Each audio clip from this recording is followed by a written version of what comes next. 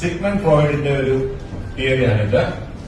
മനുഷ്യന്റെ ഉള്ളില് 3 തരത്തിലുള്ള ഭാവമുണ്ട്. അപ്പൊ നമുക്കൊരു ജന്തുഭാവമുണ്ട്. ജന്തുഭാവം എന്ന് പറഞ്ഞാൽ അതിനകത്ത് വരുന്നത് നമ്മുടെ ബേസിക് ഫീലിങ്ങുകളാണ്.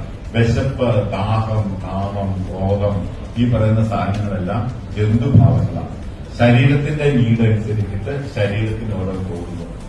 ആ തോന്നുന്ന സാധനം അതങ്ങനെ തന്നെ ചെയ്യാൻ വേണ്ടിയിട്ട് അവനൊരു അർജുണ്ട്. അതാണ് നമ്മുടെ ഉള്ളിലെ ജന്തുഭാവം എന്ന് പറയുന്നത്. രണ്ടാമത്തേത് ഈഗോ, അഹംഭാവം. അവനവനെ കുറിച്ചൊരു വിലയും ഒരു ധാരണയൊക്കെ നമ്മുടെ ഉള്ളിലുണ്ട്. ഞാൻ ഇന്ന സംഗതിയാണ് എന്നൊക്കെ പറഞ്ഞ് എന്റെ ഉള്ളിൽ നിന്ന് പറയും. നിങ്ങളുടെ എല്ലാവരുടെ ഉള്ളിൽ അങ്ങനെ ഒരു സാധനമാണ്. ഞാൻ ഇന്ന രീതിയിലാണ് പെരുമാറേണ്ടത്, ഇന്ന രീതിയിലാണ് പ്രതികരിക്കേണ്ടത് എന്ന് നിങ്ങളുടെ ഉള്ളില് ഒരു തോന്നലുണ്ടാക്കി വെച്ചിട്ടുണ്ട്. ഈ അഹംഭാവം. മൂന്നാമത്തെ സാധനമുണ്ട് മനസ്സാക്ഷി എന്ന് പറയും.